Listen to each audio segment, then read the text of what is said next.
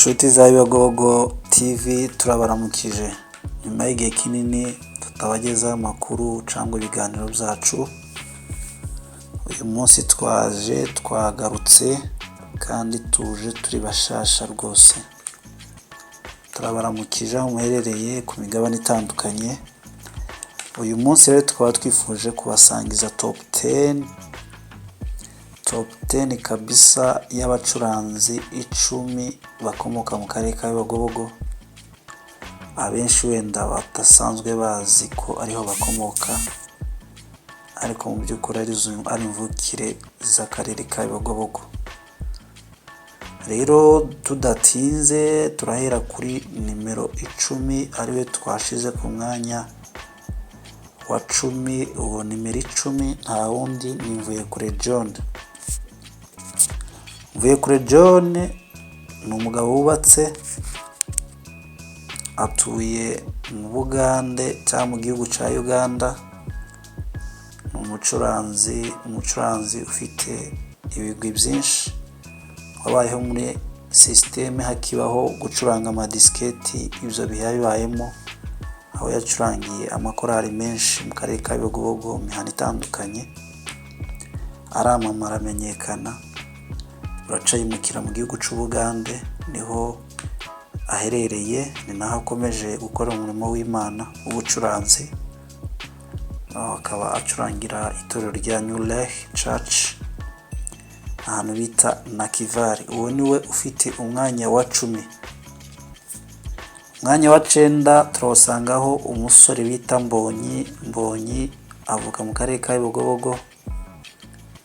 Mbonyi akaba ari umwana ukiri muto ariko ufite impano idasanzwe mu gucuranga isirimba. Avuka aho bita ku Mwumba.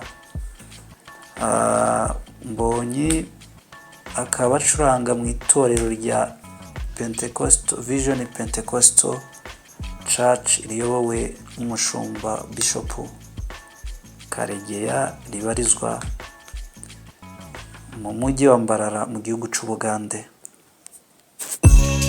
Nimero 8 twahashize umusore bita cyangwa se umugabo wubatse bita Rusanganirwa Bienvenue, ucuranze mu makanisa menshi mu gihugu cya Kenya, dore ko ari naho aherereye. Aho yacuranze mu rusengero bita Gosheni igihe kitari gito, aza gukomereza mu karere ka Kitengera, akaba ariho abarizwa kuri ino saha, ni naho akomeje gukorera umurimo w'Imana. Uwo musore afite ibigwi kuko ari mu bacuranzi ba kera bacuranze hano mu gihugu cya Kenya, ndetse akaba avuka mu karere ka Bibogobogo, umuhana bita Nyagisozi. Ku mwanya wa 6 nta wundi twawushizemo Jacques Ntungane. Jacques Ntungane ni umucuranzi, ni umupapa wubatse ufite urugo n'abana, acuranga mu itorero rya Release International Mission ribarizwa Githurai 45 mu mujyi wa Nairobi. Jacques ni umusore cyangwa n'umupapa ukiri muto ufite impano yo gucuranga kandi unafite ikinyabupfura cyinshi.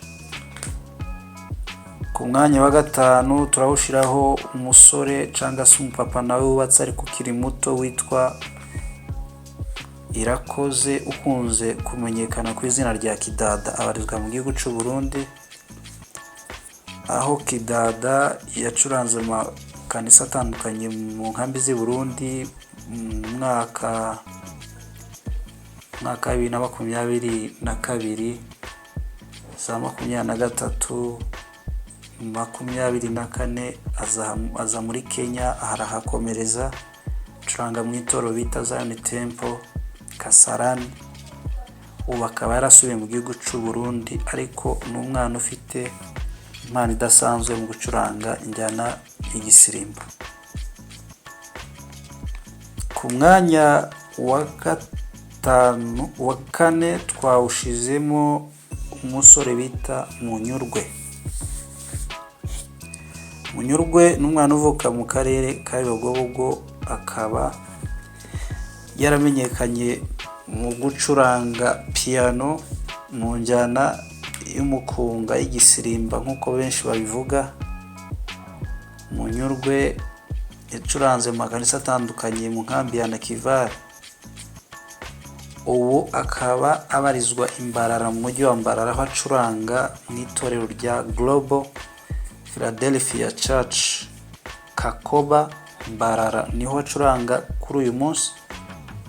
Ni umusore ufite impano idasanzwe, dore ko we anacitse n'agatoki kamwe, kuko bisanzwe biragoye ko umucuranzi ashobora gucuranga intoki 5 zituzuye, ariko we kubw'impano Imana yamuhaye yaramushoboje kandi abikora neza rwose, awuhagazemo neza uwo murimo w'ubucuranzi. Ku mwanya wa gatatu turashiramo umusore ukiri muto cyane, nimvuga cyane mwumve ko agifite imyaka mike, ariko n'umwana wabiciye bigacika.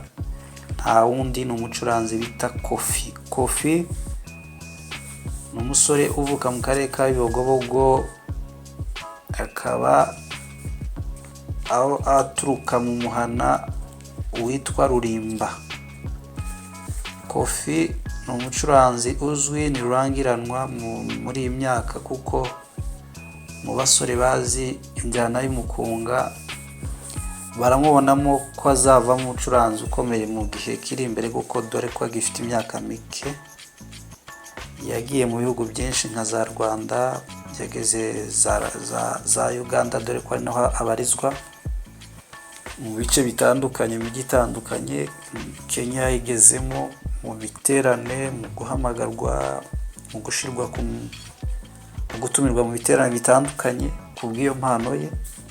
Za Kongo yarahageze, za Gisenyi, ahantu hatandukanye. Bivuze yuko uwo mwana nta wundi ni Kofi. Kofi niwe nashize ku mwanya wa gatatu. Ku mwanya wa kabiri turahasanga umusore uvuka muri kariya karere, nubwo adakomoka mu bwoko bwacu, ariko namushizemo kubera yuko mu by'ukuri namubara ko ibihe byose abayeho, cyangwa ibihe abayemo by'ubucuranzi yabibayemo, abibanamo n'ubwoko bw'Abanyamurenge, dore ko yari asanzwe aturanye nabwo. Uwo nta wundi ni Moses. Moses yamenyekanye cyane cyane mu mwaka w'ibihumbi 2022, nibwo yatangiye kuzamuka, ndetse azamuka mu yindi style itandukanye n'iyari isanzwe iriho, azana indi ncurango yo gushiramo ibindi birungo mu ncurango y'umukunga, ibyo bamwe bise ngo ni pad. Uwo musore niwe wabikujije, niwe wabitejeje imbere, arabizamura. Ubu turabikesha Moses, kuko urebye impinduka yabaye mu bucuranzi bw'injyana y'igisirimba, ubu turabikesha Moses. Nimero ya mbere nta wundi ni rurangiranwa, abantu benshi bamenye mu njyana y'igisirimba mu myaka yashize, ndetse n'ubu ngubu ni umucuranzi w'icyitegererezo kuri benshi. Nta wundi ni Musabwa Olivier. Musabwa avuka muhana wa Bibogobogo nyirizina, aho bita mu Bahima. Musabwa Olivier yacuranze kuva kera akiri muto, dore ko yagize amahirwe akurira kuri menta wa benshi, ku cyitegererezo cya benshi, ari we Mbangutsi.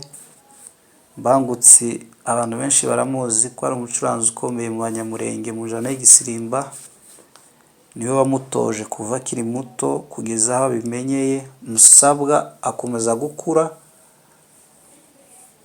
ndetse ajya mu gihugu cy'Ubugande mu mwaka w'ibihumbi 2015, niho yaje kuzamukira ku rwego rwo hejuru, kugeza aho abantu bavugaga ati Musabwa bamugereranya na Beya cyangwa se umucuranzi benshi bakunze kwitwa Dr Beya, bavuga ati uyu musore aramurusha, abandi tuyaramurusha, ariko mu by'ukuri Musabwa afite umwihariko we, kuko we indirimbo z'ikizungu arazumva. Musabwa ni umuntu ufite impano nyinshi, Musabwa ni umuhanzi wiririmbira ku giti cye, Musabwa ni umuproducteur cyangwa se umuproducer usanzwe akora indirimbo z'amajwi, afite studio yitwa Washa Records mu mujyi wa Kigali niho habarizwa. Uwo niwe twahisemo guha nimero ya mbere, bivuze ko aba ari abacuranzi benshi wenda bashobora kuba batari bazi bakomoka mu karere ka Bibogobogo.